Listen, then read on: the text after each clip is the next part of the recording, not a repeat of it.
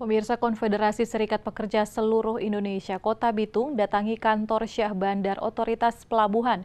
Kedatangan tersebut menuntut kenaikan tarif buruh bongkar muat di Pelabuhan Bitung. Tarif bongkar muat barang di Pelabuhan Bitung selama 5 tahun terakhir belum mengalami penyesuaian. Pasalnya, para buruh bongkar muat sudah 5 tahun hanya menerima bayaran Rp2.208 per ton. Namun, dengan adanya kesepakatan tim penyesuaian tarif bongkar muat dengan Ketua Tim KSOP Bitung dan para buruh telah sepakat kenaikan mencapai 20 hingga 25%.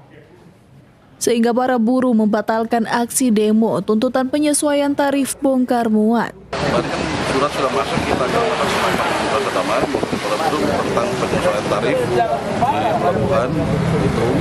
Tapi alhamdulillah puji Tuhan kemarin sekitar pukul 8 malam sudah ada kesepakatan menandatangani penyesuaian tarif tersebut. Aksi demo yang terasa damai yang kami laksanakan hari ini dari tanggal 14, 15, 16 tidak jadi dilaksanakan karena tuntutan yang akan kami sampaikan sudah diterima kemarin didapat.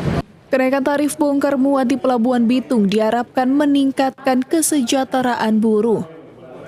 Rendahnya upah buruh bongkar muat menurunkan daya beli saat kenaikan harga BBM yang berimplikasi kenaikan harga sembako. Dari Bitung, Tim Liputan Kawanwa TV melaporkan.